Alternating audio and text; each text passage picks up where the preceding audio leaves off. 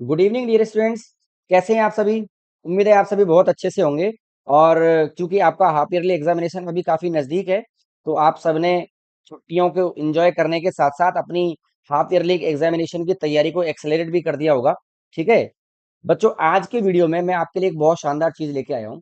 ठीक है, आज के वीडियो में हम क्लास 4 इंग्लिश के एक हाफ ईयरली एग्जामिनेशन 2024 के लिए एक मॉडल पेपर को सॉल्व करने वाले हैं।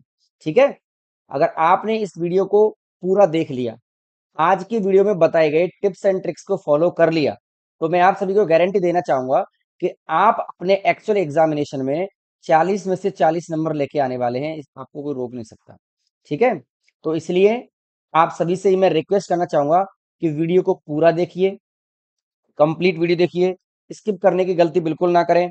ठीक है, क्योंकि हर स्टेप में हर क्वेश्चन पे मैं आपको कुछ ऐसी टिप्स और ऐसी ट्रिक्स बताऊंगा, कुछ ऐसी चीजें बताऊंगा जिनको अगर आपने फॉलो कर लिया, आपको फॉलो करना ही है। आपको मार्क्स लेके आने हैं तो आपको फॉलो करना ही है। ठीक है, अगर आपको मार्क्स लेके आने हैं तो मेरे द्वारा बताई गई चीजों को आपको फॉलो करना है। ठीक है, और अपने एग्जामिनेशन में आप बहुत शानदार परफॉर्मेंस देने वाले हैं, ये मैं आपको गारंटी देता हूँ।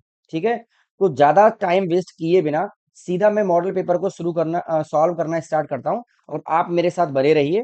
ठीक है, आपने भी ये मॉडल पेपर सॉल्व किया होगा, तो आपने किस तरह से आंसर्स दिए हैं आप उनको भी टैली कर लीजिए। और सर हर एक क्वेश्चन के आंसर के साथ क्या क्या नया बताने वाले हैं उसको बड़े ध्यान से सुनिए। ठीक है, क्योंकि एग्जामिनेशन अभी काफी क्लोज है आपका, तो ज्यादा आपके पास टाइम बचा नहीं है।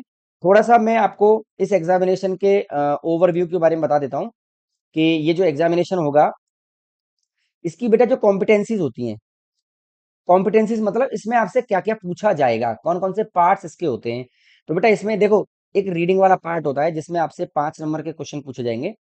ठीक है, रीडिंग वाला पार्ट होता है जिसमें आपको एक अनसीन पैसेज आएगा, उस अनसीन पैसेज में 5 क्वेश्चन दिए जाएंगे। उन पांचों क्वेश्चन, वो पांचों क्वेश्चन एक एक नंबर के होंगे, और उनका वो देखो वो किसी टेक्स्ट बुक में से आते नहीं है। अनसीन का मतलब वो पहले कभी देखा नहीं है आपने। ठीक है, बहुत सारे बच्चे ये शिकायत करते हैं, सर ये अनसीन पैसेज का तो आपने कोई सिलेबस बताया ही नहीं। बेटा अगर सिलेबस ही बता दिया तो फिर वो अनसीन किस बात का? अनसीन का मतलब है वो आपने कभी देखा ही नहीं है। ठीक है, वो आपकी डेली नॉलेज, डेली अंडरस्टैंडिंग, और आप दिन प्रतिदिन क्या सीख रहे हैं लैंग्वेज के लिहाज से, उसको चेक करने के लिए एक पैसेज दिया जाता है जो आपने पहले नहीं सुना होता। ठीक है, प्रोज आता है। प्रोज में आपकी टेक्स्ट बुक में से 5 नंबर के क्वेश्चन पूछे जाएंगे। ठीक है, फिर ग्रामर आती है, इसका भी कोई सिलेबस एक्चुअली होता नहीं है, पर फिर भी हमने जो ग्रामर आपको दी है मॉडल पेपर में भी और एक्चुअल पेपर में भी, वो आपकी टेक्स्ट बुक की ही होगी। ठीक है, आपकी टेक्स्ट बुक से बाहर ग्रामर आपसे नहीं पूछी जाएगी। क्रिएटिव राइटिंग में क्या होता है, आपकी क्रिएटिविटी चेक की जाती है, इसका भी कोई फिक्स सिलेबस नहीं होता।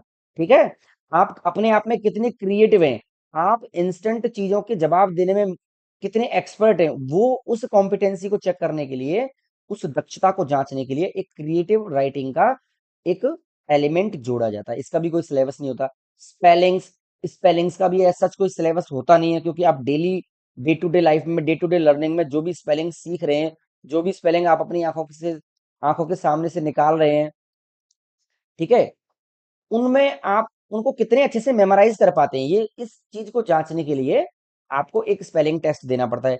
फिर आपकी हैंड राइटिंग का भी एक टेस्ट होता है। ठीक है, हैंड राइटिंग तो सिंपल सी बात है, जो कुछ भी आपको टेक्स्ट मिलेगा लिखा हुआ, उसको आपको एज इट इज कॉपी कर देना है। समझे बात को? एक वोकेबुलरी का होता है, वोकेबुलरी। ठीक है, आपकी डे टू डे लाइफ में, डे टू डे लर्निंग में जो भी चीजें आप सीख रहे हैं उसको चेक करने के लिए एक वोकेबुलरी टेस्ट होता है। इस प्रकार से टोटल पेपर आपका कितने नंबर का है? 40 नंबर का पेपर होता है। ठीक है, और आज मैं इन 40 नंबर का एक ऐसा सॉल्यूशन, एक ऐसा रामबाण आपके लिए लेकर आया हूं कि अगर आपने इस मॉडल पेपर को पूरा देख लिया, तो और मेरे साथ मेहनत कर ली, देखो बच्चों मैं आपके लिए मेहनत कर रहा हूं, तो मैं उम्मीद कर सकता हूं कि आप भी मेरे साथ थोड़ी मेहनत करेंगे। 40 नंबर लाना इतना आसान तो नहीं है, लेकिन असंभव भी नहीं है। थोड़ी मेहनत तो आपको भी करनी पड़ेगी। ठीक है, ये नहीं है कि सर ने सिर्फ मॉडल पेपर दे दिया, हमने इसको सॉल्व कर लिया, जो कुछ बताया उसको अच्छे से किया नहीं, और 40 नंबर आ जाए, फिर मेरे से शिकायत करोगे, सर आपने जो बताया था सब कुछ किया था लेकिन नंबर तो आए नहीं। ठीक है, चलो अब ज्यादा टाइम वेस्ट नहीं करूंगा, सीधा आपको मॉडल पेपर पे ले चलता हूं मैं। तो पहला आपका जो पोर्शन है वो है रीडिंग वाला पोर्शन। तो रीडिंग वाले पोर्शन में आपको क्या दिया गया, एक अनसीन पैसेज दिया गया। एक पैसेज को ध्यान से पढ़ लेते हैं एक बार, ठीक है। अब मैं आपको इस पैसेज के संबंध में एक टिप्स मान लो या ट्रिक मान लो, जो भी मान लो, मैं आपको देना चाहता हूं। देखो, एक्चुअली क्या होता है वैसे ये जो आपका क्वेश्चन पेपर आता है ना, इसमें आपके पास भरपूर समय होता है। Ample time you have in this examination to solve this paper, ठीक है। चाहो तो आप इसको रीड कर सकते हो, चाहो तो आप इसको रीड कर सकते हो। अगर आप नहीं चाहते कि इसको रीड, मुझे रीड नहीं करना, फिर भी आप इनके क्वेश्चंस के आंसर दे सकते हैं।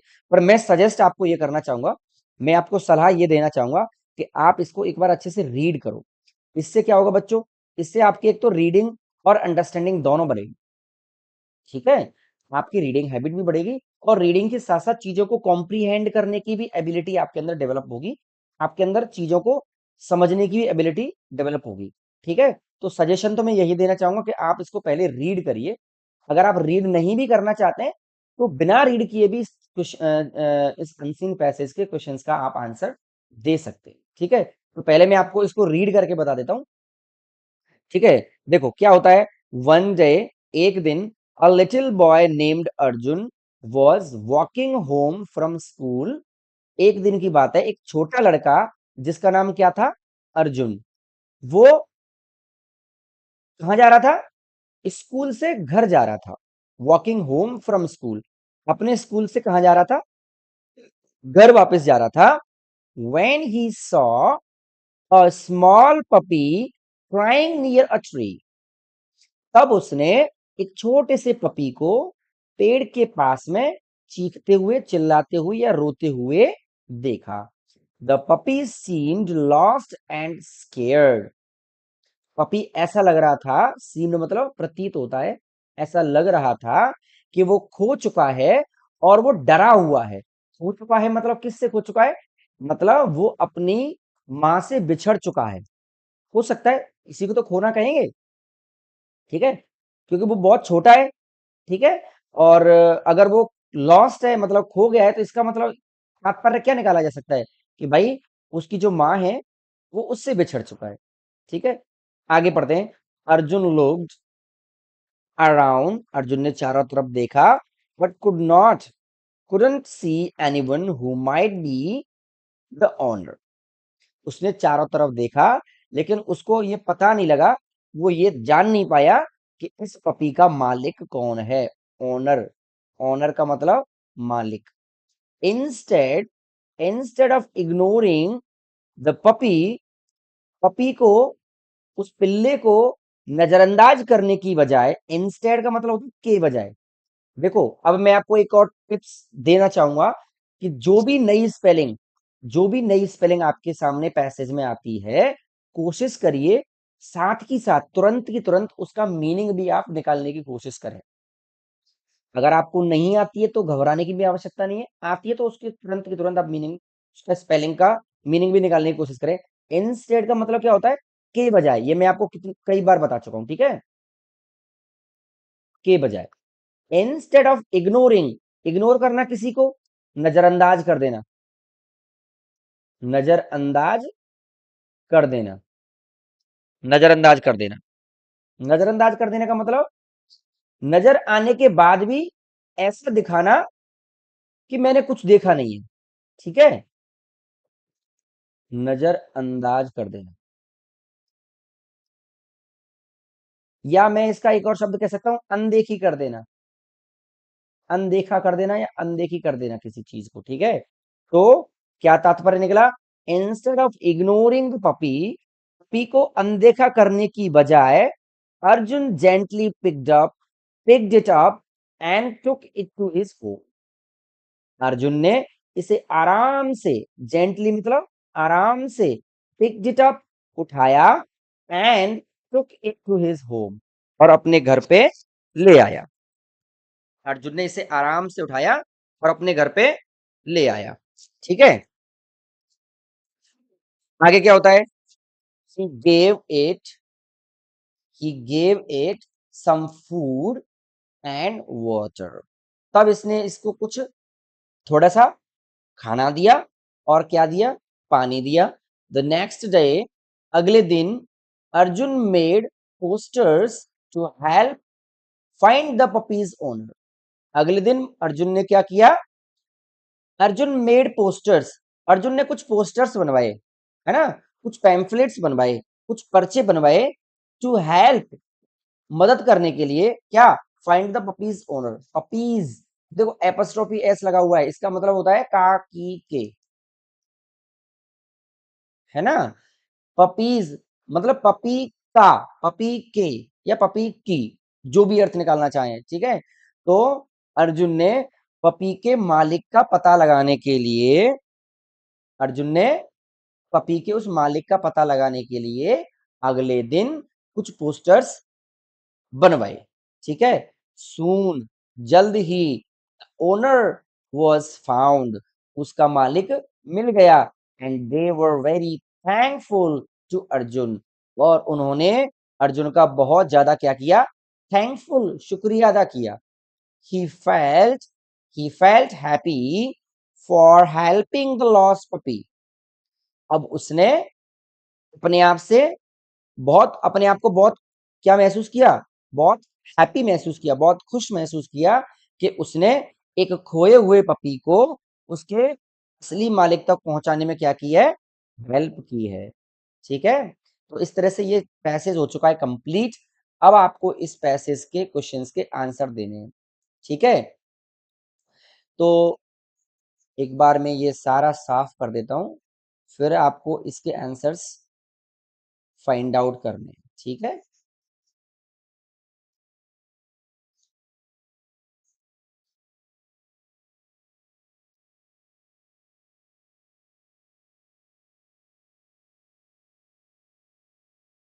चलिए पता लगाइए, पहला क्वेश्चन क्या है।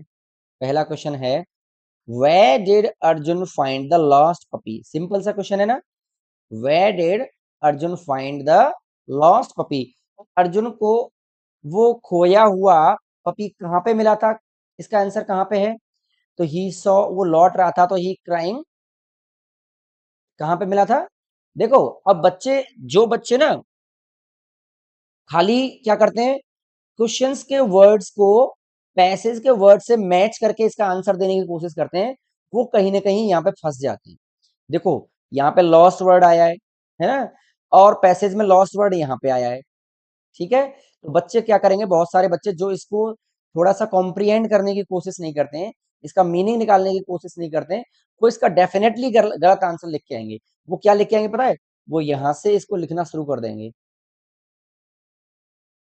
यहाँ तक लिख देंगे। बहुत सारे बच्चे इस लाइन को भी ऐड कर देंगे, इस वाली लाइन को भी ऐड कर देंगे, है ना, जो कि गलत है, ठीक है। क्वेश्चन आपसे क्या पूछ रहा है, दोनों चीजें समझनी है आपको। क्वेश्चन पूछ क्या रहा है और उसका जवाब क्या देना है हमें, ठीक है। भाई हमसे क्वेश्चन ये पूछ रहा है कि where did Arjun find lost puppy, Arjun को वो पपी मिला कहाँ था, लॉस्ट पपी, खोया वो पपी मिला क्या कहाँ था। तो भैया पेड़ के नीचे मिला था ना वो, ठीक है। इस लाइन में तो ये बताया गया है कि वो पपी खोया हुआ था और घबराया हुआ था। स्केर्ड का मतलब होता है घबराया हुआ, घबराया हुआ या डरा हुआ, ठीक है। स्केर्ड का मतलब क्या होता है, घबराया हुआ या डरा हुआ। तो अगर आपने भी इस लाइन का, अगर आपने भी सोचा कि मैं भी इस लाइन का इस क्वेश्चन का आंसर ये वाली लाइन से दे दूंगा, तो आप भी गलत हो जाओगे, ठीक है। तो आपको जो पूछा है उसको ध्यान से समझना है पहले, उसके बाद आपको आंसर करने की कोशिश करनी है। देखो, तो वो मुझे पपी कहाँ मिला था, नियर अ ट्री। तो मैं इसका आंसर क्या लिखूंगा, मैं इसका आंसर लिखूंगा, Arjun finds,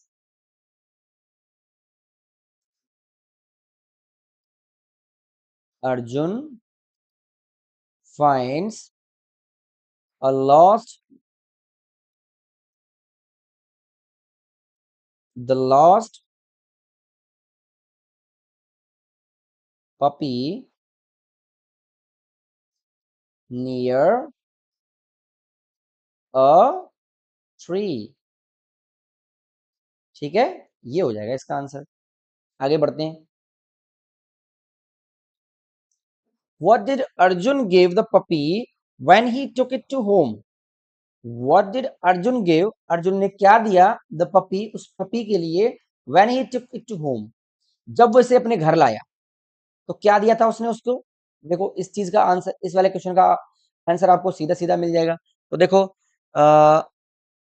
instead of ignoring the puppy Arjun gently picked it up and took it to home. अब यहां से आ जाएगा इसका आंसर, है ना?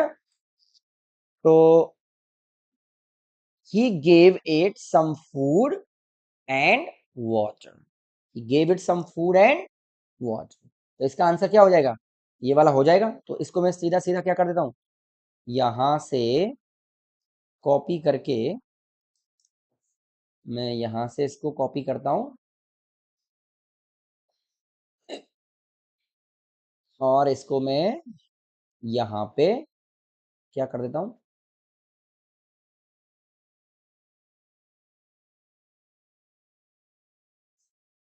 पेस्ट कर देता हूं।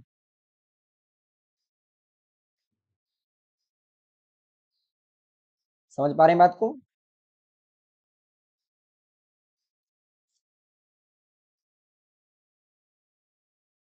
ये हो जाएगा ना इसका आंसर, कोई दिक्कत थोड़ी है इसमें। He gave it some food and water. ठीक है, चलो अगला क्वेश्चन देखते हैं। How did the owner feel when they found the puppy? Owner को कैसा लगा जब उसने अपने पपी को प्राप्त कर लिया, जब उसको अपना पपी मिल गया तो उसको कैसा लगा? तो भैया इसका भी आंसर यहीं पे लिखा हुआ है। ओनर वॉज फाउंड, देवर, कहाँ लिखा हुआ है, ये रहा, they were very thankful to Arjun. He felt he felt very happy for helping the lost puppy. नहीं, ये वाली बात तो किसके लिए कही है, अर्जुन के लिए कही है, तो ये वाली चीज आंसर में नहीं आएगी। ठीक है, तो आंसर में क्या आएगा, ये वाली चीज आएगी, they were very thankful to Arjun। ठीक है, तो मैं यहां लिख देता हूं answer, they were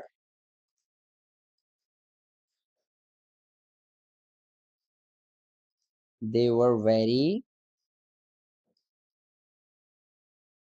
thankful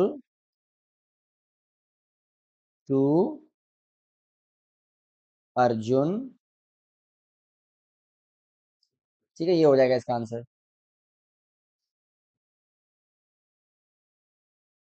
what did Arjun do to help the lost puppy? ठीक है, अर्जुन ने उस खोए हुए पपी को, उस खोए हुए पपी की मदद करने के लिए क्या किया? बताओ क्या किया? तो भैया अर्जुन ने उस खोए हुए पपी की मदद करने के लिए क्या किया था? देखो यहां लिखा हुआ है कि instead of ignoring the puppy, Arjun gently picked it up and took it to home। वो घर ले आया। he gave some food he gave he gave some food and water। उसने कुछ पानी दिया और उसको कुछ खाना दिया। नेक्स्ट डे, अगले दिन, Arjun made a poster to help find the own puppy's owner. ठीक है, तो आंसर आपका ये नेक्स्ट डे, ये वाली चीज में, ये आपके आंसर में ये वाली चीज इंक्लूड नहीं होगी।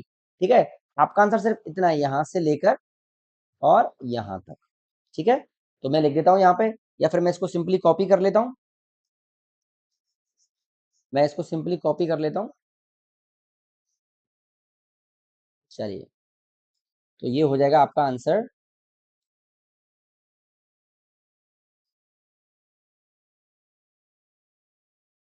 और मैं इसको यहाँ पे कर देता हूँ पेस्ट।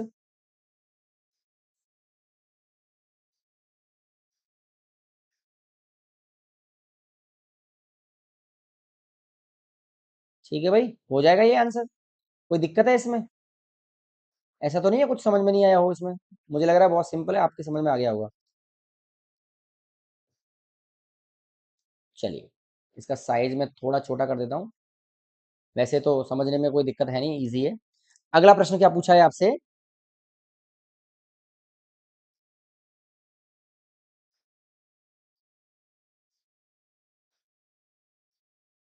अगला प्रश्न पूछा है, find a word find a word from the paragraph which means similar meaning word. मतलब पैराग्राफ में से ऐसा शब्द छांटिए जिसका मीनिंग होता है या इसी का क्या मतलब है, सिमिलर मीनिंग वर्ड। क्या मतलब, एक ऐसा शब्द छांटिए जिसका मीनिंग भी वही है, ठीक है, जो ये नीचे दिया गया है। क्या मतलब है, फ्राइटेंड। फ्राइटेंड का मतलब क्या होता है, देखो इस टाइप के क्वेश्चंस का आंसर आप तब दे पाओगे जब अ, आपको इसका मीनिंग पता हो, ठीक है। और इसका मीनिंग पता करने के लिए, इस तरह के शब्दों का मीनिंग पता करने के लिए आपको भाई अपनी वोकेबलरी को ज्यादा से ज्यादा इंप्रूव करते रहना पड़ेगा। जो भी चैप्टर आपका आ रहा है, हर चैप्टर में जो भी न्यू वर्ड्स आ रहे हैं, जो भी ऐसा शब्द आपके सामने आ रहा है जो आपके लिए एकदम नया है ना, उसको मेमोराइज करते रहिए, उनको याद करते रहिए। यही एक तरीका होता है इस तरह के शब्दों को याद करने का। बाकी दूसरा कोई तरीका नहीं होता। सर इस टाइप के क्वेश्चन का आंसर कैसे देते हैं, तो ये टाइप के क्वेश्चन जो होते हैं ना, ये टाइप के क्वेश्चन आपकी मेमोरी पे बेस्ड होते हैं, ठीक है। तो इनका कोई शॉर्टकट नहीं होता। तो फ्राइटेंड का मीनिंग क्या होता है, इसका मीनिंग होता है घबराया हुआ, घबराया हुआ या डरा हुआ। तो ऐसा कोई और शब्द इस पैराग्राफ में आया है, अगर आया है तो उसको लिखिए, ठीक है। तो भैया सिंपल सी बात है, मैंने अभी बताया था आपको, इसमें एक शब्द आया है, कौन सा, स्केर्ड। स्केर्ड का मतलब भी क्या होता है, स्केर्ड का मतलब भी होता है डरा हुआ या घबराया हुआ, ठीक है, घबराया हुआ। समझ पाए बात को कि नहीं। चलिए, तो आंसर हमारा ये हो जाएगा स्केर्ड। हमारा आंसर हो जाएगा स्केर्ड। चलिए आगे बढ़िए, यहां लिख देता हूं मैं,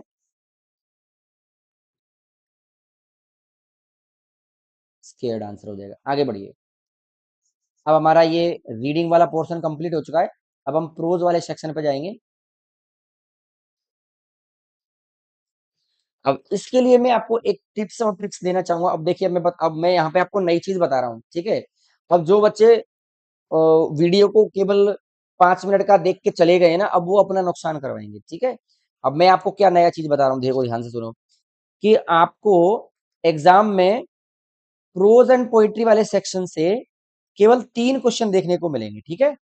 क्या मिलेंगे, केवल 3 क्वेश्चन देखने को मिलेंगे। ज्यादा क्वेश्चन नहीं आएंगे, केवल 3 क्वेश्चन आएंगे। तो आपको क्या करना है, जिस टाइप के क्वेश्चन मैं यहाँ पे पूछ रहा हूँ ना, why did Nasruddin say it was my am the third time, ठीक है। इसका आंसर मैंने आपको बहुत अच्छे से लिखवाया है, ठीक है। इसका आंसर भी आपको मैंने बहुत अच्छे से लिखवाया है। आप चाहे तो वहां से भी इसको वहां से भी यहाँ पे आप आंसर दे सकते हो, और नहीं तो मैं आपको आंसर लिखवाऊंगा ही, ठीक है। और एक और क्या क्या क्या क्या क्वेश्चन आपसे पूछा है, what does the poem tell us to do. Run वाला जो चैप्टर है उसमें हमसे पूछा गया था, उस पोएम में हमसे क्या करने के लिए कहा गया है, ठीक है। और अगला प्रश्न क्या पूछा गया है, why does the poet feel that the nose is a funny thing, ठीक है। Why does a poet think that the nose is a funny thing. तो ये वाले क्वेश्चन जो हैं, इनके आंसर्स मैं आपको देना चाहूंगा। हाँ, अब मैं आपको इसमें नई बात क्या बता रहा हूँ, मैं आपको नई बात ये बता रहा हूँ कि भाई इस टाइप के क्वेश्चन आएंगे आपको पेपर में। ये नहीं कि आप कुछ भी उल्टे सीधे सारे प्रश्नों को याद किए जा रहे हो, है ना। कुछ भी उल्टे सीधे क्वेश्चन याद नहीं करने, आपको ये वाले टाइप के क्वेश्चन ही याद करने हैं, ठीक है। ज्यादा आपको याद करने की जरूरत नहीं है। चलिए, तो पहले वाले क्वेश्चन का आंसर देखते हैं। क्या क्वेश्चन पूछा है कि why did Nasruddin say it was my am the third time. तो इसका आंसर क्या क्या होगा, इसका आंसर होगा because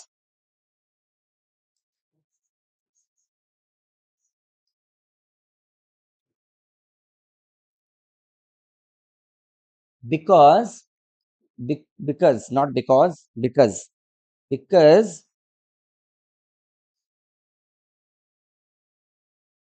Nasruddin was finally able to hit the target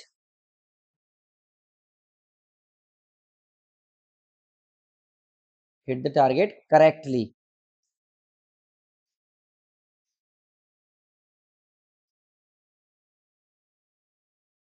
That's why he said,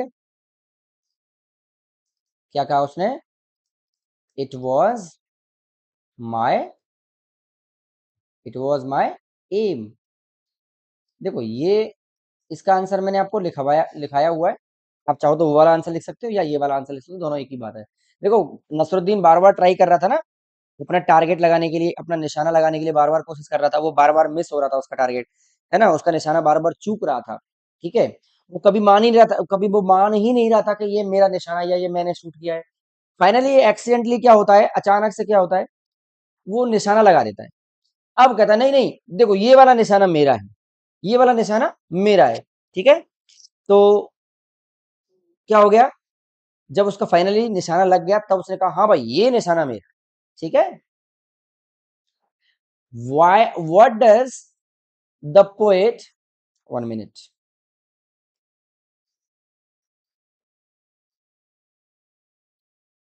what does the poet, sorry, what does the poem tell us to do in run poem?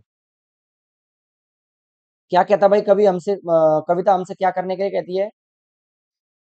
चलिए इसका भी आंसर लिखते हैं एक बार।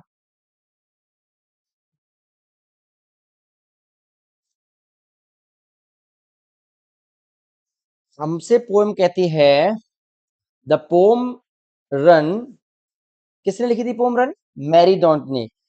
ही encourage children to run around, have fun and enjoy the countryside. या फिर run away from the city towards the countryside, to run throughout the day to different places in the countryside। वैसे मैंने इसके short and crisp answer आपको लिखवाया हुआ है, फिर मैं एक और शॉर्ट आंसर मैं यहाँ पे लिख देता हूँ आपको। The poem tells us to run around, the poem tells us to run around, to run around, और क्या कहती है, चारों तरफ घूमने के अलावा और क्या कहती है आपसे? Have fun, have fun, enjoy the country side.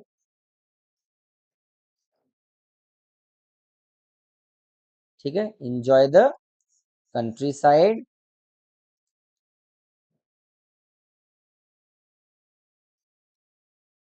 और कुछ कहती है आपसे पोएम? देखो आप आंसर पे ज्यादा मत जाइए, क्योंकि आंसर मैंने आपको लिखवाया हुआ है, आपको आपको भी आपके टीचरों ने लिखवाया होगा। ठीक है, और आप तो क्वेश्चन पे फोकस करोगे, किस टाइप के क्वेश्चन एग्जाम में बनेंगे। ठीक है, और भी कुछ कहता है हमसे, वो हमसे कहता है कि to run throughout the day, and to run throughout the day, ऐसे भी लिख सकता हूँ, and to run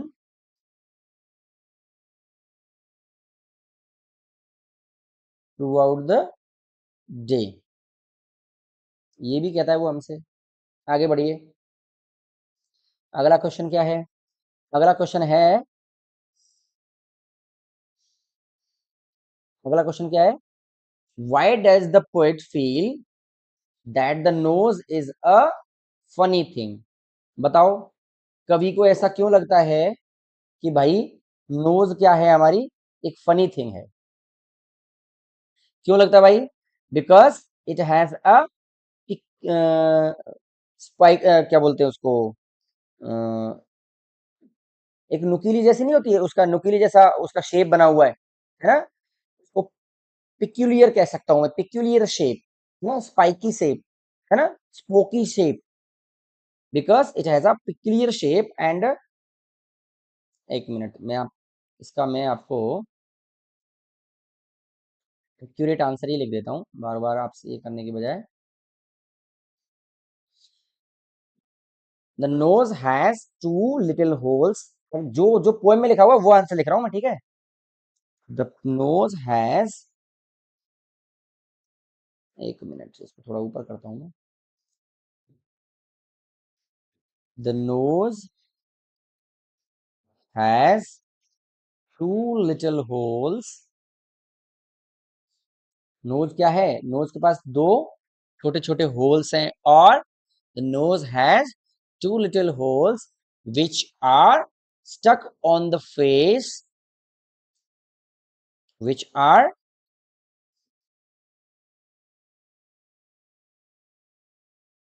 stuck on the face, which are stuck on the face, and that's why the poet feels, that's why that's why the poet feels that the nose is a funny thing. Nose is a funny thing.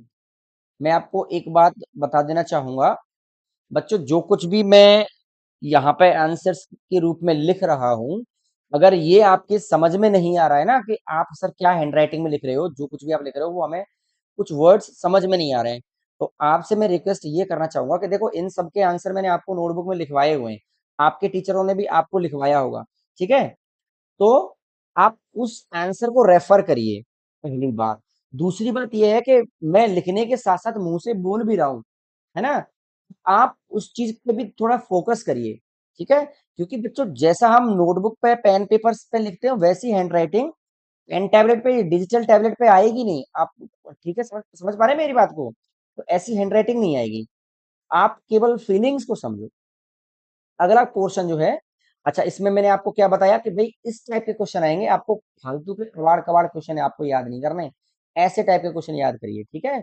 और ये याद रख लीजिए, आपको जैसे model paper में आपको जैसे दे दिया कि भाई एक तो रन वाले इसमें से नसरुद्दीन वाले में से दे दिया, फिर आपको एक रन वाले में से दे दिया, फिर एक नोज वाले में से दे दिया। हो सकता है इनमें से क्या बोलते हैं, इन्हीं चैप्टर में से इन क्वेश्चंस के अलावा अगले क्वेश्चंस आ जाएं, या ये भी हो सकता है इनमें से एक आधा क्वेश्चन फंस जाए डायरेक्ट, ठीक है? ये भी तो हो सकता है। भैया मॉडल पेपर जो होता है ना, मॉडल पेपर जो होता है वो एक अजम्पशन, एक गैस के आधार पे होता है, अनुमान के आधार पे होता है, ठीक है? जिन लोगों ने एक्चुअल पेपर बनाया होता है, जो लोग एक्चुअल पेपर बनाते हैं, उनकी मेंटेलिटी क्या होती है पेपर बनाते समय, वो क्या सोचते हैं दिमाग में, वो बच्चों से किस टाइप के आंसर्स की एक्सपेक्टेशन रखते हैं, उस चीज को ध्यान में रखते हुए हमने मॉडल पेपर को तैयार किया है कि भाई बच्चों से इस तरह की चीजें पूछी जाती हैं एग्जाम में, ठीक है? तो आप आपको उसी हिसाब से एक्चुअल एग्जाम पैटर्न पर बेस्ड मैंने क्या बनाया है, मॉडल पेपर बनाया है। और इस बात की मैं गारंटी देता हूं कि मॉडल पेपर की जैसा ही पेपर आएगा, ठीक है? चीजें सिर्फ बदल जाएंगी, पेपर मॉडल पेपर जैसा ही आएगा, ठीक है? अगर आप, मैं आपसे फिर से कह रहा हूं, अगर आप 40 में से 40 नंबर लाना चाहते हैं, पूरा वीडियो देखिए और जो बता रहा हूं उसको फॉलो करिए, ठीक है? समझ पाए बात को? अब मैं ग्रामर वाले सेक्शन पे आ जाता हूँ, ठीक है? तो जैसे अब आपको पूछा गया कि खाली स्थान भरिए, fill in the blanks according to the examples. जो उदाहरण दिया गया उसके आधार पे आपको दोनों को भरना है। देखो क्या उदाहरण दिया गया है, उदाहरण क्या दिया गया है? उदाहरण ये दिया गया है, जैसे टाइनी का क्या बना, टाइनियर एंड टाइनीएस्ट, ठीक है? ये वाला चीज आपके टेक्स्ट बुक में आया हुआ है। तो अब आपसे उसने क्या पूछ लिया, ऐसे ही फनी का क्या बनेगा, तो भैया फनियर, FUNNIER और FUNNIEST, फनीएस्ट ऐसे बन जाएगा। तो इसी टाइप से आपसे एक्चुअल एग्जाम में भी पूछा जा सकता है, ठीक है? तो ये याद रख लीजिए आप। हो सकता है कोई वर्ड दूसरा चेंज करके दे दे, जैसे स्मॉल दे दिया, स्मॉल, स्मॉलर, स्मॉलेस्ट, ऐसे दे देगा। समझ पाई बात को? ऐसे दे देगा वो। चलो आगे बढ़ते हैं। अगला क्वेश्चन क्या है? जैसे बता रहा हूं उसी हिसाब से तैयारी करना है बच्चों, ठीक है? कह रहा है circle the describing word, circle the describing word from the sentence given below. Sentence में जो भी डिस्क्राइबिंग वर्ड आए हैं दोनों सेंटेंस में, उन पे सर्कल करिए आप। डिस्क्राइबिंग किसको कहते हैं? यानी दूसरे शब्द को डिस्क्राइब करने वाला, यानी दूसरे शब्द की विशेषता बताने वाला। अब विशेषता किसकी बताएगा? नाउन की। मैं क्लास में बहुत अच्छे से समझा चुका हूं, ठीक है। नाउन को डिस्क्राइब करने वाला, नाउन की विशेषता बताने वाला, नाउन की क्वालिटी बताने वाले शब्द को क्या कहते हैं? एडजेक्टिव कहा जाता है। एडजेक्टिव, या इसी को हम क्या कहते हैं? डिस्क्राइबिंग वर्ड कहते हैं कि नहीं? इसी को तो डिस्क्राइबिंग वर्ड कहते हैं। जैसे मैंने बताया, जैसे ब्लू कार, ब्लू कार, है ना। White shirt. अब आप देखो यहाँ कार क्या है? कार तो कोई वस्तु का नाम है, कार तो कोई वस्तु होती है। शर्ट क्या है? शर्ट तो कोई वस्तु होती है। और आपने ये सीखा हुआ है, नाउन क्या होता है? किसी वस्तु, स्थान, व्यक्ति आदि का जो नाम होता है। कोई वस्तु जो होती है, कोई फीलिंग्स जो होती है, इमोशंस जो होते हैं, उनको नाउन कहते हैं, है ना। अब आप बताइए, जैसे ब्लू कार, तो ये ब्लू वर्ड किसके लिए आया है? कार के लिए आया ना। ये ब्लू वर्ड किसकी क्वालिटी बता रहा है? इस कार की। कैसी कार? Blue car. कैसी शर्ट? Blue, white shirt. समझे कि नहीं? तो व्हाइट एंड ब्लू, ब्लू जो है, ये दोनों क्या बन गए? डिस्क्राइबिंग वर्ड ही तो बन गए। डिस्क्राइबिंग वर्ड बने कि नहीं बने? ऐसे ही एग्जाम में भी पूछ सकता है आपसे। जैसे अब मैं आपसे एक पूछता हूं, जैसे मैं इसका आंसर देना चाहूं, आप सेंटेंस को ध्यान से पढ़ो। I met a handsome man yesterday। अब आपको डिस्क्राइबिंग वर्ड छांटना। देखो, आई क्या होता है? ये तो प्रोनाउन होता है, ये सब्जेक्ट हो गया। मैट क्या होता है? ये वर्ब होती है। मैट मतलब मिला, मीट का सेकंड फॉर्म में मिला। ये आर्टिकल होता है, ये तो डिस्क्राइबिंग वर्ड होता नहीं है। yesterday ये एडवर्ब होता है, adverb of time, adverb of time. तो ये भी डिस्क्राइब, ये देखो yesterday किसी के लिए आया थोड़ी है। yesterday किसके लिए आया है? किसी के लिए नहीं, ठीक है। ये किसी की क्वालिटी थोड़ी बता रहा है, ये तो टाइम को डिनोट कर रहा है भाई, ये तो टाइम को बता रहा है। अच्छा, अब आ जाओ मैन, आदमी। कोई व्यक्ति, वस्तु, स्थान, इस किसी का जो नाम होता है, वो जो चीज होती है, वही तो नाउन होती है। इसका मतलब मैन क्या हो गया? मैन तो नाउन हो गई। मैन क्या हो गई? नाउन। मैन क्या हो गई? नाउन। ये तो नेमिंग वर्ड हो गया। ये क्या हो गया? नेमिंग वर्ड हो गया कि नहीं हो गया? अब ये जो हैंडसम वर्ड है, किसके लिए आया है? मैन के लिए। कैसा मैन? Handsome man. कैसा मैन? Handsome man. तो यानी कि इस हैंडसम वर्ड ने किसकी क्वालिटी को डिनोट किया है? मैन की क्वालिटी को। कैसा मैन? Handsome man.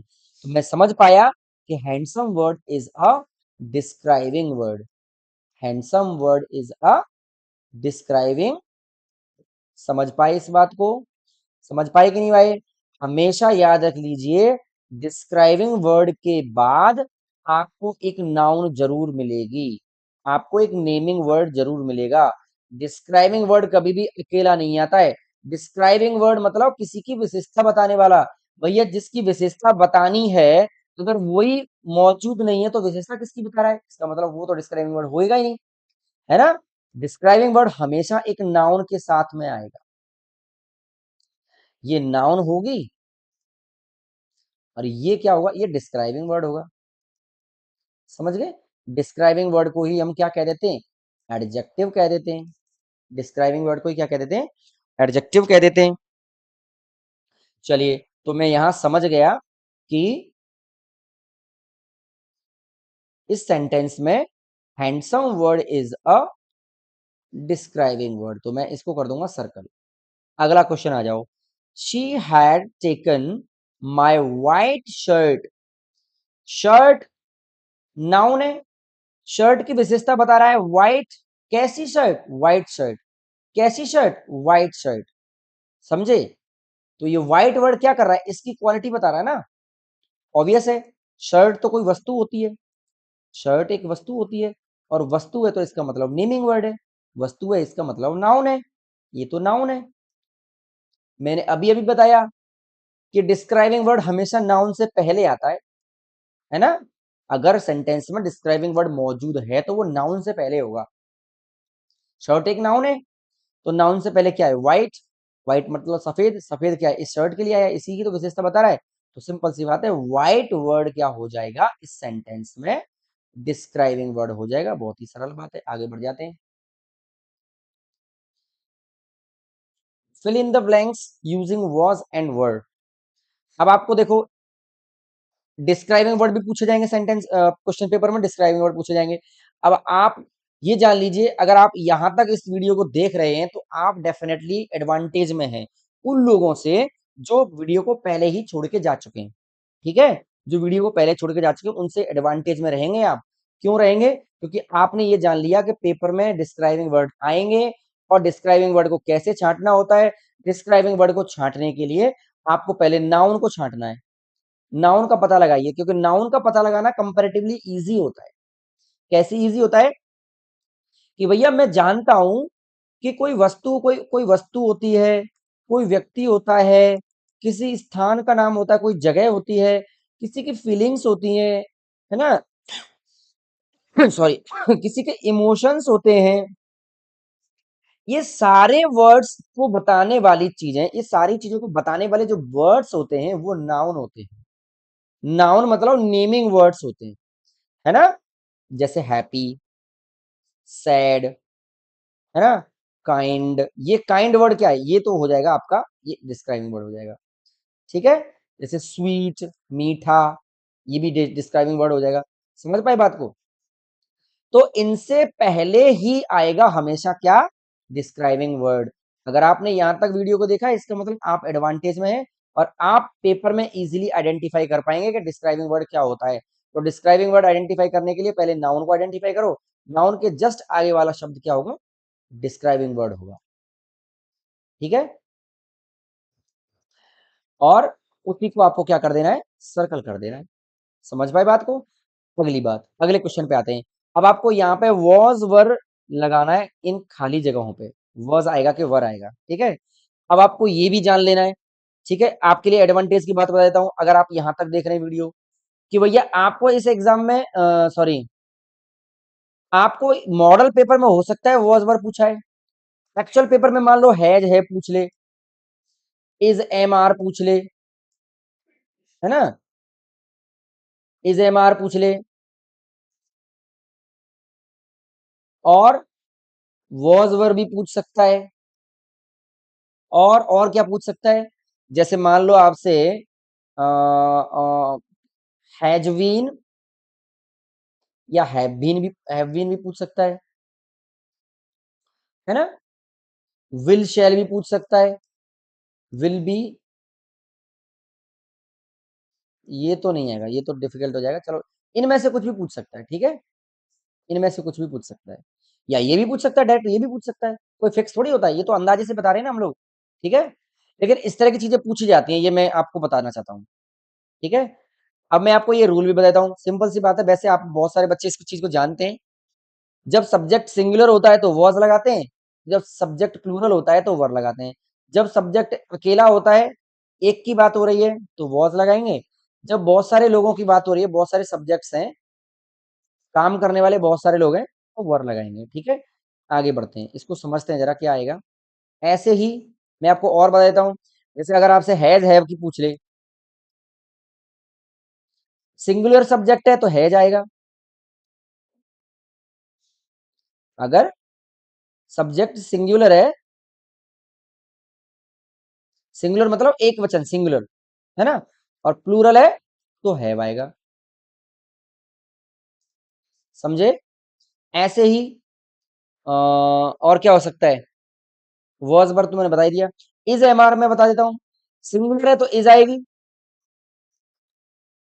सिंगुलर है,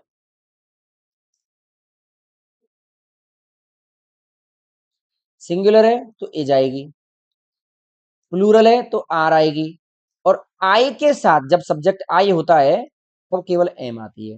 ठीक है, तो ये बात आपने सीख ली है। अब मैं डायरेक्ट क्वेश्चन पे बढ़ता हूं। पीपल मतलब लोग। बताओ, लोग अकेला आदमी होता है कि बहुत सारे पर्सन्स मिलके लोग बनाते हैं? अरे बहुत सारे पर्सन्स मिलके तो लोग बनाते हैं। इसका मतलब word people, the word people is singular plural? Of course it is plural. Plural है तो मैं क्या लगाऊंगा, इज, सॉरी वॉज के वर, वर आएगी। People were waiting, people were waiting for their turn, लोग अपनी बारी का इंतजार कर रहे थे। फ्लावर्स, अगर केवल फ्लावर होता, FLOWER, केवल फ्लावर होता, it means it is singular. अगर उसने पहले से ही आपको फ्लावर्स करके दिया हुआ है, इट मींस वो आपको प्लूरल की बात कर रहा है, एक से ज्यादा की बात कर रहा है। तो इसमें भी क्या आएगा, इसमें भी क्या आएगा, वर आएगा, इसमें भी आएगा वर। आगे बढ़ जाइए। अब आपको ये दोनों सेंटेंस को कनेक्ट करना है। अब आपको क्या करना है, ये दोनों सेंटेंस को कनेक्ट करना है, किससे, एंड से या बट से। बहुत अच्छे से मैंने इस चीज को क्लास में समझाया था, ठीक है। एंड का मतलब होता है जब दो सब्जेक्ट को जोड़ रहे हैं ना हम, जैसे राम ने और श्याम ने दोनों ने काम किया, ठीक है।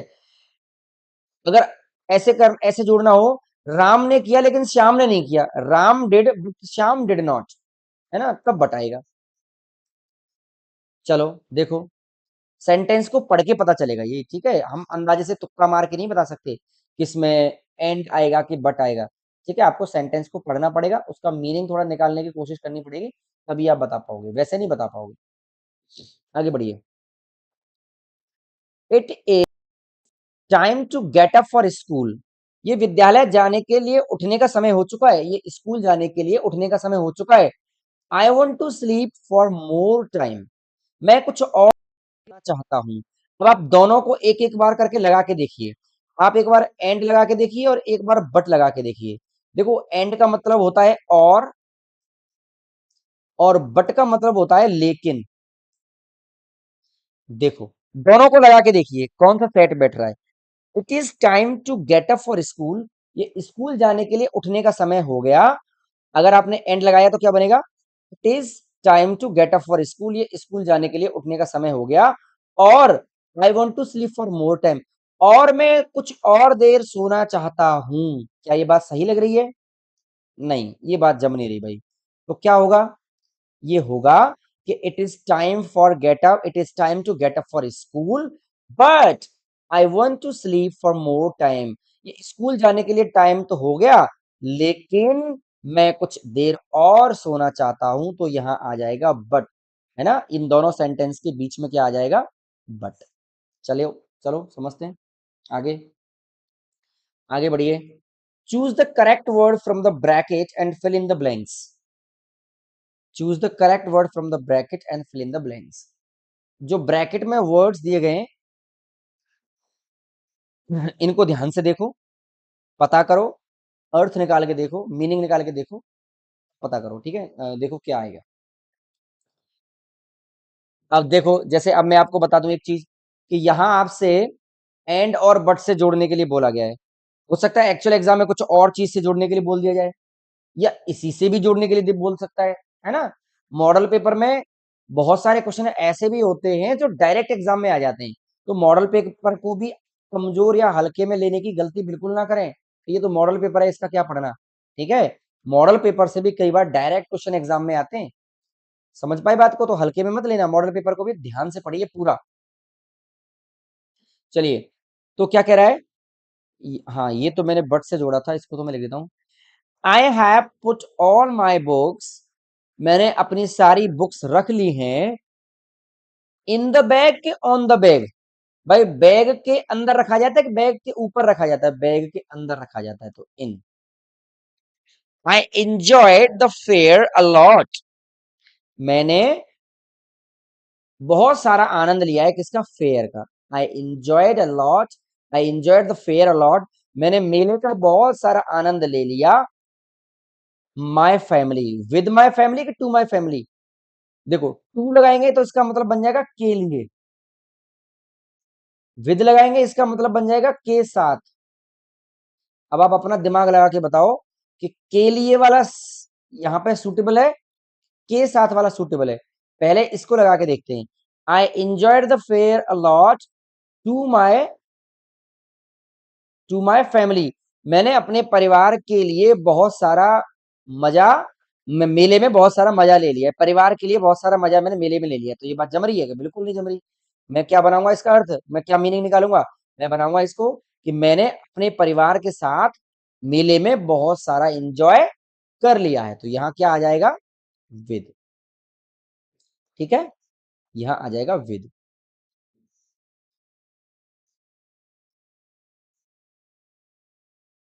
आगे बढ़ते हैं। अब आपको ये सेंटेंस जम्बल्ड फॉर्म में दिया गया है, इसको आपको अरेंज करना है। अब आप ध्यान से सुनिए, इस तरह का अरेंजमेंट आपको एग्जाम में डेफिनेटली पूछा जाता है, ध्यान रख लीजिए। ठीक है, अब आपने अगर इस वीडियो को यहाँ तक देखा तो मैं आपको इसको अरेंज करने का टिप्स एंड ट्रिक्स दे देता हूँ।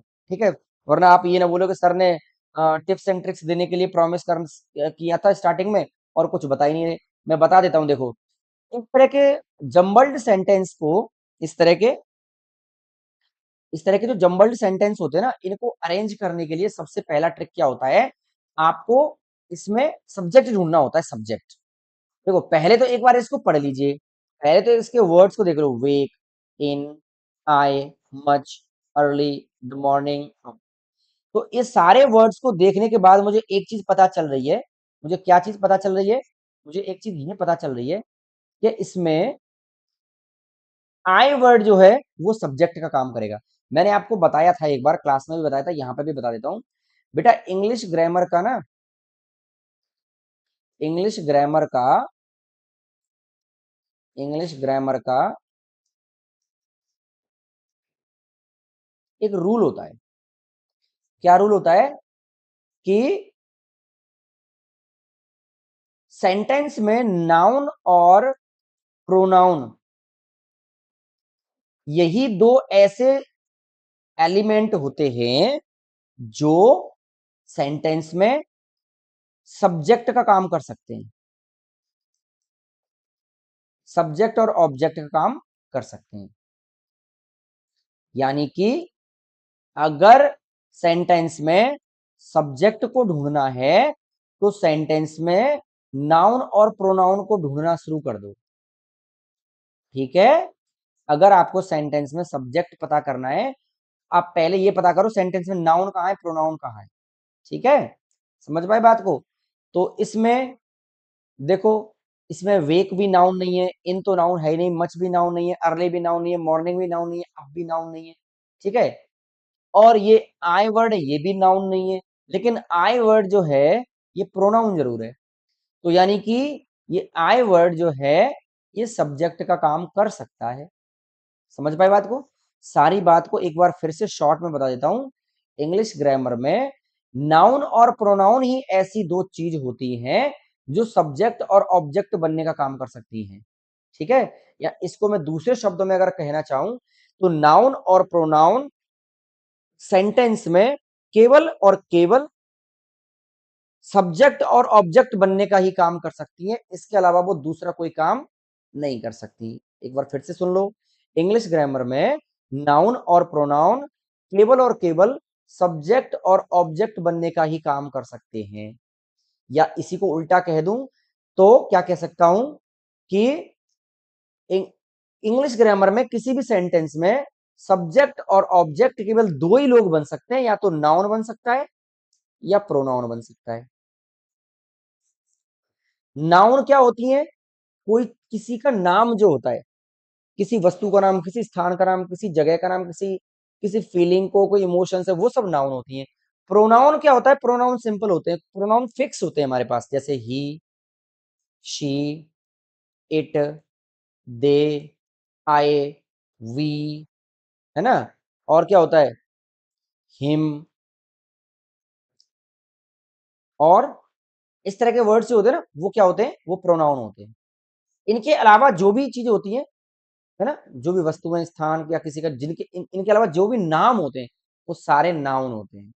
अब ज्यादा इसमें टाइम वेस्ट न करते हुए मैं सीधा आपको सॉल्यूशन पे ले चलता हूं। देखो मैंने क्या किया, सबसे पहले इसमें मैंने सब्जेक्ट को आइडेंटिफाई किया। तो सब्जेक्ट है आई। ठीक है, आई। सब्जेक्ट के बाद आपको ढूंढनी होती है हेल्पिंग वर्ब। सब्जेक्ट के बाद आपको क्या ढूंढनी है? Helping verb. तो भैया इस सेंटेंस में कोई भी हेल्पिंग वर्ब नहीं है। अगर किसी भी सेंटेंस में कोई भी हेल्पिंग वर्ब नहीं है, इसका मतलब है वो सेंटेंस प्रेजेंट का इंडेफिनिट टेंस है, प्रेजेंट का इंडेफिनिट टेंस है। कौन सा? इंडेफिनिट। केवल प्रेजेंट का इंडेफिनिट टेंस ही ऐसा है जिसके सेंटेंस में कोई भी हेल्पिंग वर्ब हो सकता है कि ना आए। ठीक है, और वो भी कौन से सेंटेंस में? सिंपल सेंटेंस में। कौन से वाले में? सिंपल वाले में। अगर नेगेटिव होगा और इंटेरोगेटिव होगा, उन दोनों में क्या आएगी? हेल्पिंग वर्ब आएगी। कौन सी? डू और डज। लेकिन अगर सेंटेंस सिंपल है तो उसमें हो सकता है कोई भी हेल्पिंग वर्ब नहीं आएगी। ठीक है, तो भाई इसमें कोई हेल्पिंग वर्ब तो आई नहीं है। इसके बाद अगर मुझे हेल्पिंग वर्ब नहीं मिल रही है तो मैं अगली चीज जो ढूंढने की कोशिश करूंगा वो होगी क्या? Main verb, action word. अब मैं इस सेंटेंस में एक्शन वर्ड ढूंढूंगा, एक्शन वर्ड, या मैं इसको मेन वर्ब भी कह देता हूँ। एक्शन वर्ड का मतलब है सेंटेंस में एक्शन क्या हो रहा है, काम क्या हो रहा है। तो वेक, जगने का काम हो रहा है। देखो वेक वर्ड अकेला नहीं आता, अपने साथ में एक प्रेपोजिशन लेके आता है, वेक अप। तो यहां मुझे मिल गया वेक और अप। आई वेक अप, आई वेक अप। अच्छा, अब देखो द मॉर्निंग बचा है मेरे पास, आई वेक अप। अच्छा ये मच वर्ड गलत, ये मुझे लग रहा है गलत आ गया, आई वेक अप। हाँ वैसे सही है, मच अर्ली भी सही है। मच की जगह पे वैसे वेरी वर्ड आना चाहिए था, वेरी अर्ली। मच अर्ली नहीं आना चाहिए था। ठीक है, वेरी अर्ली आना चाहिए था। ठीक है, पर फिर भी मच लगाया है तो भी काम चल जाएगा। एकदम से गलत तो नहीं कह सकता मैं इसको। ठीक है, चलो, I wake up much early, MUCH much early, much early. अब आ जाएगा इन द मॉर्निंग। इस तरह का सेंटेंस आपको एग्जाम में जरूर आएगा, ध्यान रख लीजिए। आगे बढ़ेंगे। Circle the naming word from the following sentence. Naming word के बारे में बहुत लंबा डिस्कशन अभी इस वीडियो में कर चुका हूं, ज्यादा लंबा नहीं जाऊंगा। ये क्या होता है? जो नाउन होती है, नाउन। ठीक है, तो नाउन कौन सी? देखो आई वर्ड तो प्रोनाउन है, आई तो है नहीं। इंजॉय वर्ड किसी का नाम नहीं होता, प्लेइंग तो एक्शन होता है। चेस किसी खेल का नाम होता है, चेस किसी खेल का नाम होता है, ये भी नेमिंग वर्ड हो सकता है। माय सिस्टर, माय क्या होता है? ये तो एडजेक्टिव होता है माय, है ना। सिस्टर वर्ड भी, सिस्टर वर्ड भी किसी का नाम नहीं होता। अच्छा, रीता, रीत एक लड़की का नाम होता है, तो ये क्या बन जाएगा? एक नेमिंग वर्ड बन जाएगा। ठीक है, तो मैं रीता पे क्या कर दूंगा? सर्कल कर दूंगा रीता पे। अगला, fill in the blanks with correct circle, correct article. आपको आर्टिकल भरना है। आर्टिकल के लिए सिंपल सा एक फॉर्मूला है। जिन वर्ड्स की शुरुआत, जो वर्ड्स कॉन्सोनेंट साउंड से शुरू होते हैं, जो वर्ड कॉन्सोनेंट साउंड से शुरू होते हैं उनके लिए ए लगाते हैं। जो वॉवल साउंड से शुरू होते हैं उनके लिए एन लगाते हैं। और जो स्पेसिफिक चीजें होती हैं उनके लिए क्या लगाते हैं? द लगाते हैं। ठीक है, ये बात आपको जाननी है। अब मैं अपने इसी चैनल पे आपको आर्टिकल का एक लंबा सा क्लास लेने वाला हूँ। ठीक है, या मैं कहूंगा उसको पार्ट्स में लूंगा मैं। लाइव क्लास के माध्यम से आपको मैं क्या सिखाऊंगा? ग्रामर स्टार्ट करने वाला हूँ मैं कुछ दिनों में। मैं आपको कुछ दिनों में इसी चैनल पे आपको ग्रामर स्टार्ट करूंगा। और आप सभी बच्चे अगर ग्रामर सीखना चाहते हैं, इंग्लिश की छोटी छोटी टेक्निकलिटी को सीखना चाहते हैं, तो सभी बच्चे क्लास में जरूर जुड़िए। और आपके आसपास आपके जानने पहचानने वाला कोई भी लड़का, कोई भी बच्चा जो 8वीं क्लास तक पढ़ता है, बल्कि मैं तो कहूँगा 9वीं क्लास का बच्चा भी सीख सकता है, पर उसके मुझे लग रहा है कि चीजें बहुत छोटी हो जाएंगी, क्योंकि मैं आपको चौथी पांचवी क्लास के स्टैंडर्ड के हिसाब से चीजें बताना शुरू करूंगा। और बहुत ज्यादा ऊंचे स्टैंडर्ड की चीजें नहीं ले जाऊंगा, 7वीं 8वीं क्लास तक के बच्चों को मैं टारगेट करने की कोशिश करूंगा। ठीक है, आपके जानने पहचानने वाला आपका कोई भाई बहन, आस पड़ोस वाला कोई भी बच्चा अगर लाइव क्लास में जुड़ना चाहता है तो आपको क्या बोलना है कि हमारे सर जो है रिसेंटली अभी, जैसे ही आपका एग्जाम खत्म होगा दिवाली की छुट्टियों के बाद शायद स्टार्ट करूं, या मैं जब भी स्टार्ट होगा मैं आपको बता दूंगा। आप उनको बताइए कि हमारे सर जो है अपने चैनल पे free of cost English grammar शुरू करने वाले हैं। अगर आप इस फ्री ऑफ कॉस्ट सुविधा का लाभ लेना चाहते हैं तो सिंपल सा एक काम करना है, चैनल को करना है सब्सक्राइब। क्या करना है? सब्सक्राइब करना है। जिससे क्या होगा कि आपके पास जब भी क्लास होगी उसका नोटिफिकेशन आ जाएगा। सारे बच्चों को मैं क्लास ग्रुप में ज्वाइन नहीं कर सकता। स्कूल के, हमारे स्कूल के बाहर का जो भी बच्चा होगा मैं उसको क्लास ग्रुप में ज्वाइन नहीं करूंगा।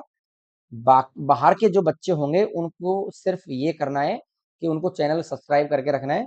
जब भी क्लास होगी उनके पास नोटिफिकेशन आ जाएगा। और जैसे आज क्लास हुई है, आज के बाद अगली क्लास कब होगी उसको भी मैं उसी क्लास में बता देता हूँ। अगर नहीं भी क्लास होगी तो अपने चैनल की गाइडलाइंस पे, कम्युनिटी गाइडलाइंस पे मैं मैसेज डाल देता हूँ कि भाई आज क्लास होगी कि नहीं होगी। ठीक है। बट 99% क्या होता है, जब मैं बता देता हूं कि आज क्लास होगी तो होगी, नहीं होगी तो नहीं होगी। ठीक है, ऐसा होता है। चलिए अब हम आगे बढ़ते हैं।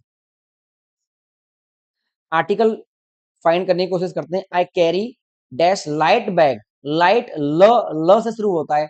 वोवल साउंड है कि कॉन्सोनेंट साउंड है? कॉन्सोनेंट साउंड है, सिंपल है, ए आएगा। I carry a light bag. अब my brother Rohit dash, Rohit is dash engineer, engineer नहीं इंजीनियर। ये वोवल साउंड है कि कॉन्सोनेंट साउंड है? ये कॉन्सोनेंट वोवल साउंड है तो एन आएगा। अब वोवल कॉन्सोनेंट की ज्यादा गहराई में नहीं जाएंगे, अभी सिंपल आप ये सॉल्व कर लीजिए। अच्छा, ये पेपर में भी आर्टिकल आ सकता है, ध्यान रख लीजिए भाई, पेपर में आर्टिकल आएगा तो मैं बता दे रहा हूं, मैं आपको बता दे रहा हूं। वोवल साउंड के लिए एन, कॉन्सोनेंट साउंड के लिए ए। बढ़िए आगे। Change the sentence from singular to plural. ऐसा सेंटेंस भी पेपर में डेफिनेटली आ सकता है। सेंटेंस को सिंगुलर से प्लूरल में बनाना है। सिंगुलर क्या कह रहा है? He is playing cricket. वह क्रिकेट खेल रहा है। यहाँ एक ही आदमी क्रिकेट खेल रहा है, इसलिए सेंटेंस टेंड्स टू सिंगुलर। अब आपको इसको प्लूरल बनाना है, आपको क्या करना पड़ेगा? ज्यादा लोगों के खेलने की बात करनी पड़ेगी। तो मैं कह सकता हूं दे आर प्लेइंग क्रिकेट। कह सकता हूं कि नहीं कह सकता हूं बताओ? अब आप बच्चों इसको केवल आपसे पता है क्या करने के लिए बोला गया है? आपसे केवल सेंटेंस का नंबर चेंज करने के लिए बोला गया है। सिंगुलर से एक से ज्यादा करने के लिए बोला गया है। सिंगुलर से प्लूरल करने के लिए बोला गया है। आपको सेंटेंस का टाइम चेंज करने के लिए नहीं बोला गया। इसको आप ऐसे नहीं लिख सकते कि देवर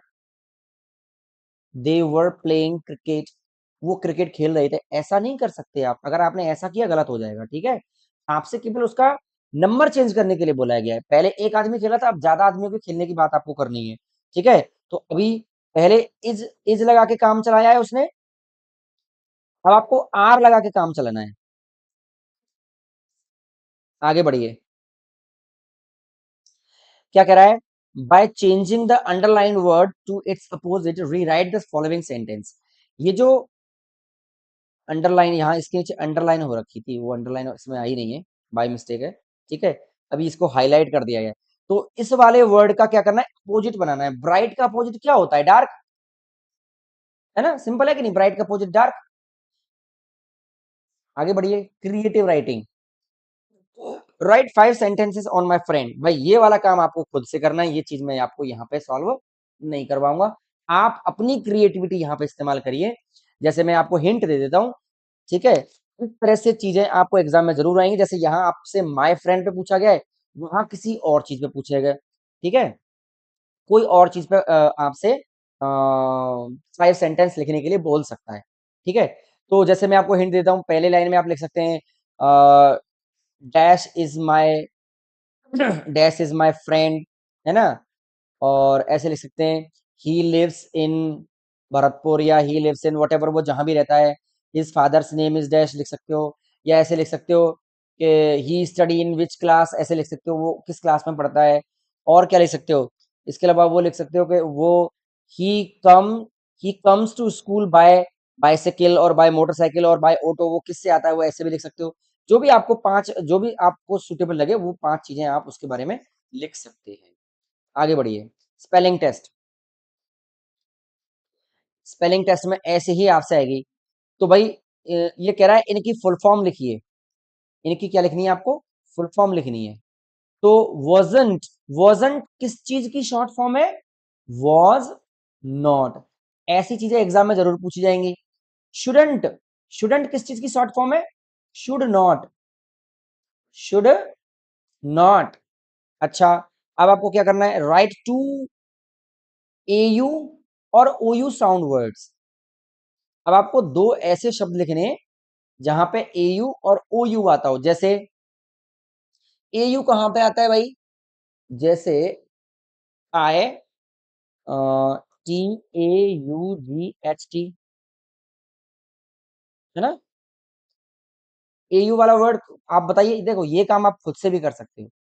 जैसे मैं ये वाला लिखता हूं, T,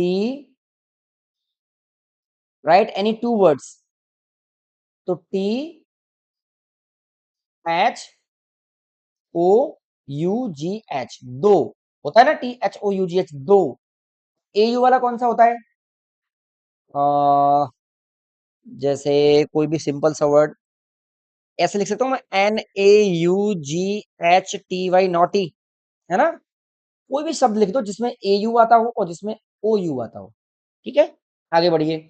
अब इसमें आपको बताना है कि करेक्ट स्पेलिंग कौन सी है, MEADO या MEADOW, REVESION या REVISION, कौन सा करेक्ट है उस पर सर्कल करिए। ऐसा ही चीजें आपको एग्जाम में आएंगी, ध्यान रखिए। और ये चीजें वो होंगी जो आपकी टेक्स्ट बुक में दी गई हैं। टेक्स्ट बुक से बाहर एक भी चीज नहीं होगी। टेक्स्ट बुक के पीछे जो एक्सरसाइज दी गई है सबको एकदम रट्टा मार जाओ। अगर 40 में से 40 नंबर लाने तो ऐसे ही हवा में नहीं आएंगे कि सर का केवल मॉडल पेपर सॉल्व कर लिया 40 नंबर आ गए। भैया पूरी जहां तक टेक्स्ट बुक पढ़ाई है वहां तक पढ़ना पड़ेगा। तो इसमें करेक्ट कौन सा है? मैरो, मैरो, नॉट मीलो, मैरो। और इसमें करेक्ट कौन सा है? रिवीजन, ये वाला। आगे बढ़िए। तो कह रहा है इसमें से कोई भी दो मीनिंगफुल वर्ड्स बनाओ। ठीक है, इसमें से जैसे मैं बना सकता हूं ENT, तो ANT एंट बन जाएगा। और क्या बन सकता है? RAT, रैट बन सकता है, RAT रैट। कुछ भी दो बना दो जो आपको इच्छा करे, ठीक है। लेकिन याद ये रखना होता है कि जैसे आपने यहां, जैसे मान लो जैसे मैंने ANT लिया था, ANT, तो अब मैं बैकवर्ड नहीं जाऊंगा। ठीक है, अब मैं H इस्तेमाल नहीं कर सकता, P नहीं कर सकता, M नहीं कर सकता, U नहीं कर सकता। बैकवर्ड नहीं जाना है आपको, आपको आगे जाना होता है। ठीक है, समझ पाए बात को? चलो आगे बढ़ते हैं। ये तो भैया हैंड राइटिंग है।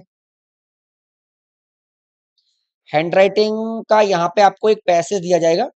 यहाँ पे आपको एक पैसेज दिया जाएगा, ठीक है। उसको आपको एज इट इज यहाँ कॉपी कर देना है, ठीक है। ये वाला काम करना है। इसमें आपको मेरे द्वारा बताने की कोई चीज नहीं है। अब वोकेबुलरी पे आ जाते हैं।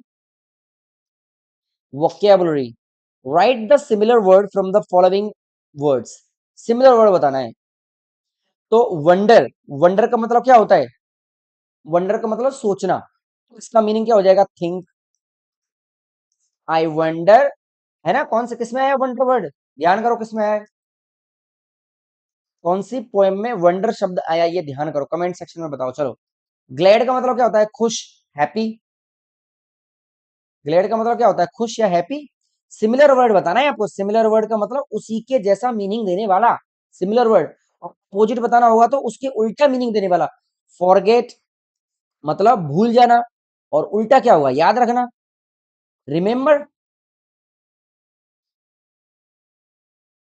है ना? हैप्पी, खुश, सैड, दुखी। सिंपल है। ऐसे ही चीजें आपसे एग्जाम में पूछेगा। राइमिंग वर्ड बनाओ। Hat, red, that, fat, cat, mat, कुछ भी बना सकता हूं। दो दो लिखने ना, चलो दो दो लिखता हूं। रैट और फैट। फैट मतलब मोटा,